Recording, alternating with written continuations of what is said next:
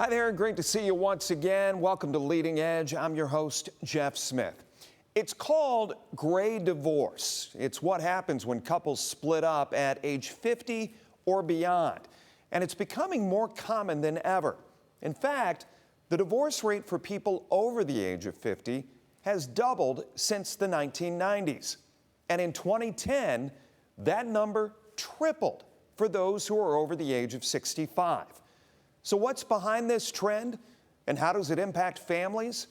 Well, today we're diving in with some expert insight because her research shows that gray divorce is reshaping what it means to start over later in life. Susan Brown is co-director of the National Center for Family and Marriage Research at Bowling Green State University. She is a sought-after expert in sociology, recognized worldwide for her compelling research into family structures. And we began our conversation answering why this is happening. So I think there are a number of factors that we can point to, and first and foremost would probably be the changing meaning of marriage.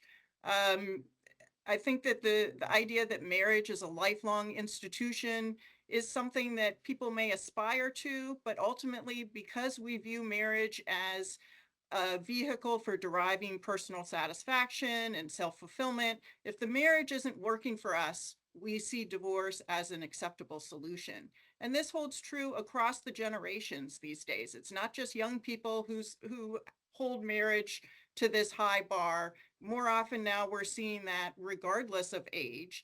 And it's less stigmatized to be divorced today than it was in the past. Likewise, women in particular can afford to get divorced. Most wives are in the paid labor force today, whereas generations ago that wouldn't have been true, so they might not have been able to afford to get divorced. And then we would also point to the fact that uh, people are living longer these days. And so, you know, with our high expectations for marriage, we want to be with someone that we're still excited about, that we're still engaging with and want to spend time with. One of the things that you touched on was the kind of mores or the norms of marriage eroding. Why Mhm. why do you think that is the case? Because I will argue that there is still that mindset. Some of us dinosaurs out there who hold fast to working through problems, making things work. But I'm sure you found in your research that for some couples, there's just no other choice. That's right. I think we refer to these marriages that are maybe not particularly happy, but nonetheless very stable as empty shell marriages. And I think that a shrinking share of adults these days are willing to stay in such a union. And it's in part because divorce is so commonplace. Um, you know, 40 to 50% of all marriages end in divorce in the United States.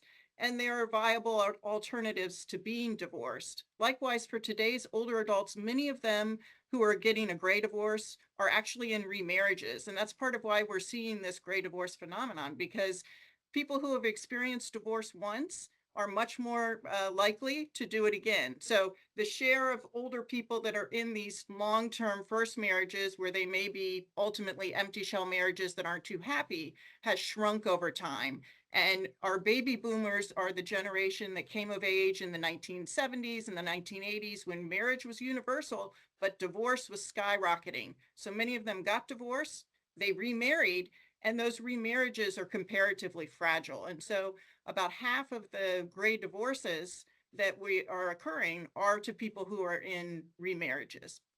So the 2010 aha moment with you and your colleagues, but in that span of time, in the last 15 years, what have you guys seen as far as how this study has evolved? Have there been any changes to what you initially set that bar 15 years ago? Have there been changes to your field of study? There have been a number of important changes. One that I would point to is that we're now seeing a stabilization of gray divorce. So it no longer seems to be increasing. It's reached a stasis point. It also hasn't appreciably declined. And I think that what we can conclude today that we didn't know the answer to when we started this was, is this a baby boomer phenomenon? And we think that increasingly it is looking like yes, this is an experience that is likely to be unique to boomers because as Gen X moves into the over 50 group, they are disproportionately in first marriages, and those are less likely to end in divorce. And interestingly, what we're also finding that aligns with the notion that this is a boomer phenomenon is where divorce is continuing to increase is for people 65 and older. So 1 in 10 people in the United States today who are getting divorced are over the age of 65, and 2 in 5, 40%, are over the age of 50. So we really need to be thinking about what it means to experience divorce in the later years of life. Does this take the place of the midlife crisis? Does it create a three-quarter life crisis? Was there any study or looking into that or anything comparatively speaking? Well, I mean, we were trying to figure out if there are these midlife transitions that might be predisposing people to divorce, right? Maybe you experience an empty nest, you retire, you have a health decline. And we found some limited evidence to support that. But it seems that actually a lot of the predictors of gray divorce are just the same ones that are predictive of divorce at any age. So things like marital quality, your economic security, and notably, what we're finding most recently in some ongoing work is that mental health is very important. So the more depressive symptoms that a husband has or a wife has, the more likely is divorce. And this holds across a number of net of a number of different factors that we know are correlated with divorce. You talked about the baby boomer generation. I'm wondering, as far as gender is concerned, male to female, and who is the one more likely to make the move? Women are a bit more likely to file for divorce, but we wouldn't want to make too much of that because oftentimes the person who files isn't necessarily the initiator. We can view the activity of filing for divorce almost akin to a different kind of housework or a family chore, and we know that women bear that burden disproportionately. And so, maybe about 60% of the time it's women who are doing the filing, but I don't think that we want to extract from that that they're the ones who are the initiators necessarily. So we don't have good information, to my knowledge, on who's the instigator. We don't want to say that the person who files is necessarily the instigator. Stay right there. When we return, we're going to tell you why Dr. Brown says if you live to a certain age, you can expect to live another 20 years. And what she says that has to do with being out of love.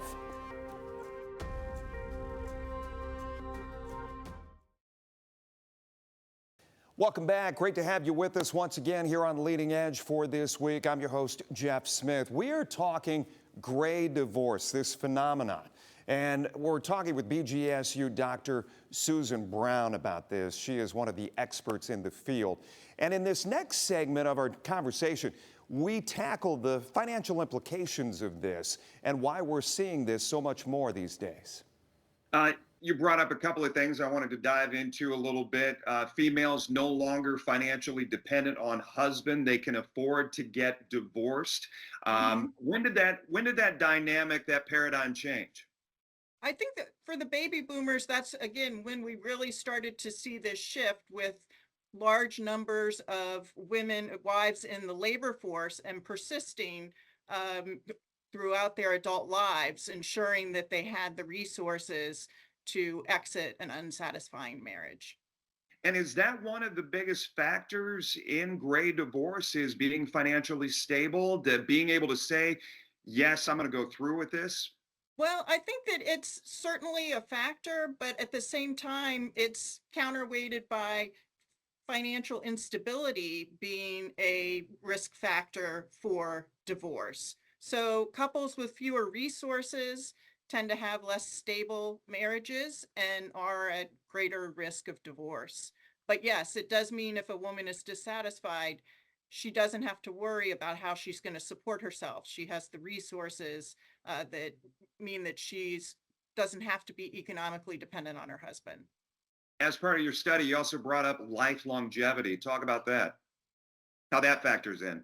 Right. So we know that if you make it to age 65, you can expect to live another 20 years. And simply put, I would say that's a long time to spend with someone if you're not that into them anymore. You know, I think that people recognize that they're living longer, healthier lives, and they have ambitions beyond their retirement years. And, you know, for many people, when they retire, maybe getting to spend more time together is a positive.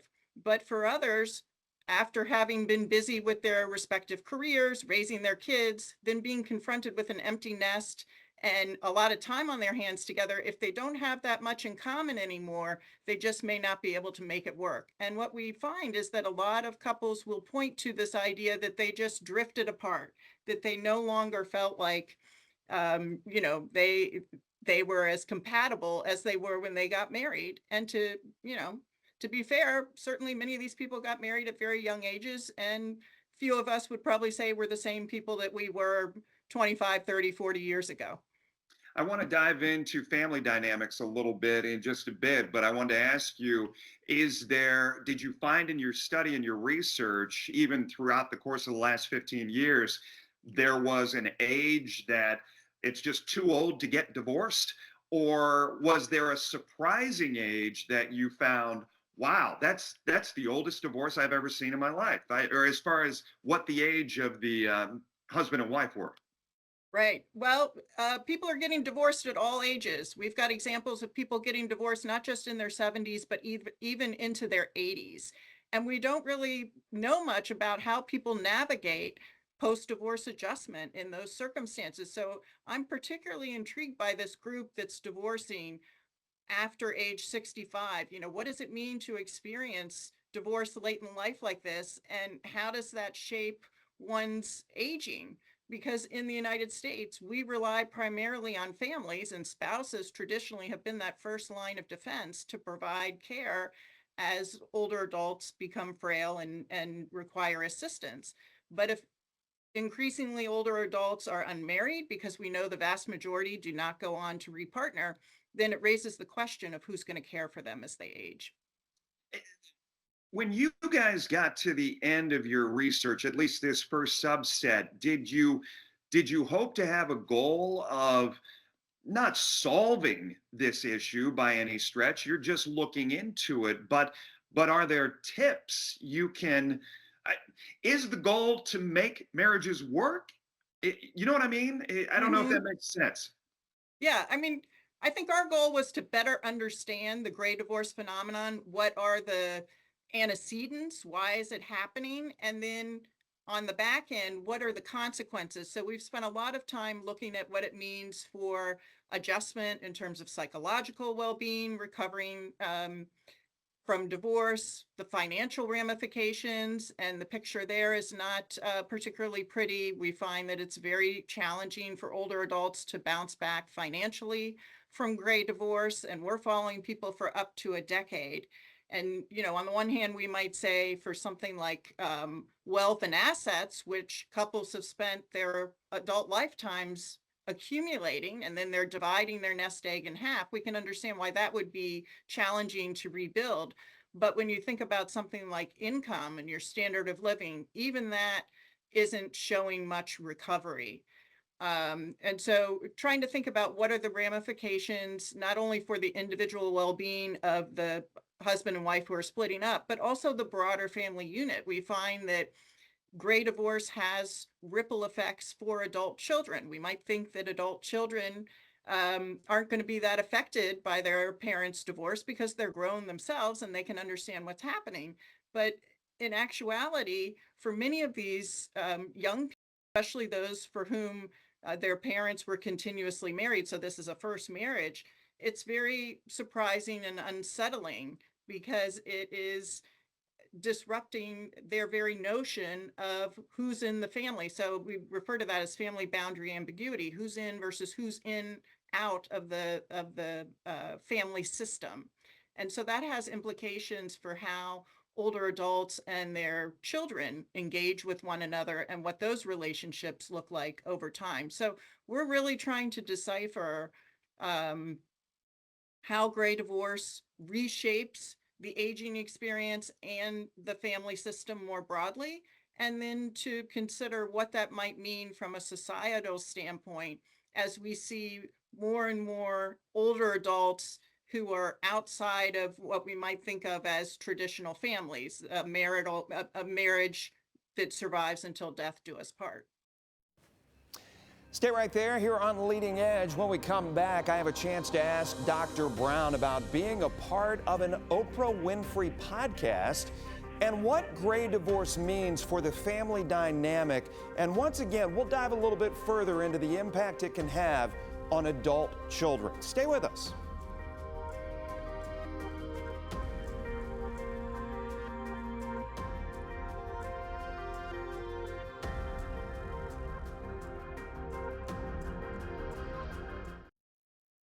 Welcome back. We appreciate you being with us as always. We know, and we talked to Dr. Brown about this, the holidays are tough. They're tough for everybody, but we finish our conversation now about gray divorce with BGSU's Dr. Susan Brown. And she brings up something very interesting in this next segment, speaking to how parents, how adults react to their kids versus their adult children. I failed to mention right out of the gate, but Oprah Winfrey, very interested in this topic. You were part of a podcast that took place.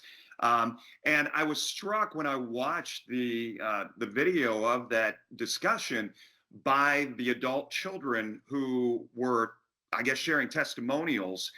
And I wonder, in your research, going back to the research, when you looked at the adult children factor, because early on, when you have parents who are staying together because of the young kids, Right.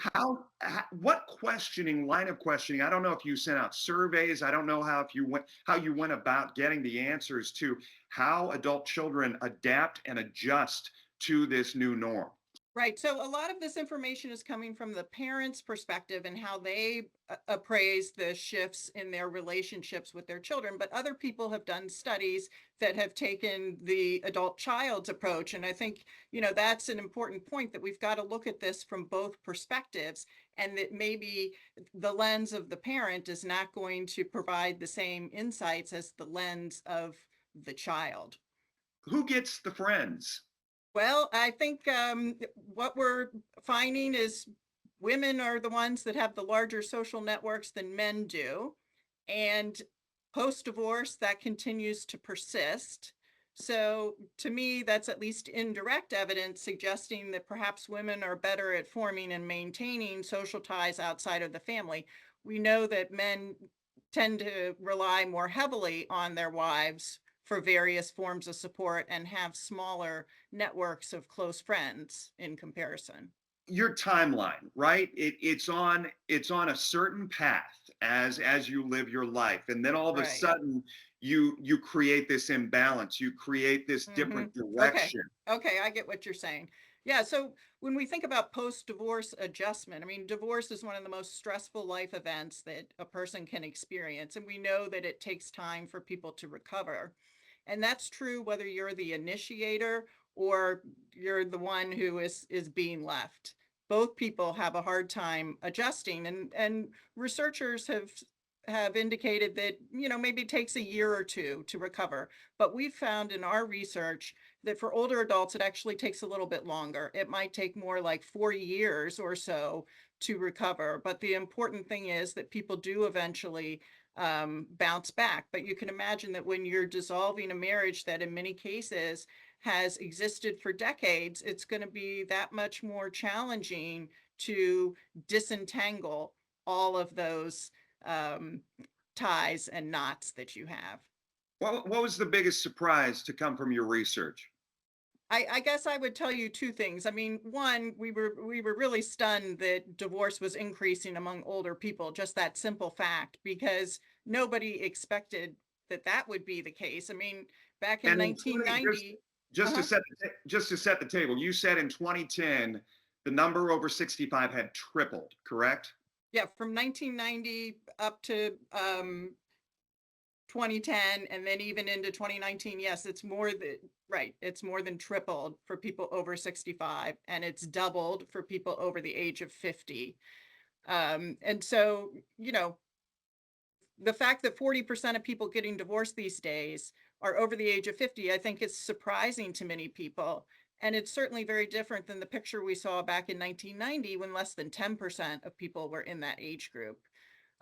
So really, I think that, for most people, if they think about who's getting divorced, they're thinking of somebody who's 20 something or 30 something. And that's still the typical person, but this is a sizable share, and we can expect their patterns to be different. I think the other thing that was surprising to me is that the vast majority of people who experience a gray divorce do not go on to repartner through either cohabitation or remarriage. So most of them are solo aging. And what does that mean now that a sizable fraction of older adults are unpartnered and most of them are living alone? A final word right after this.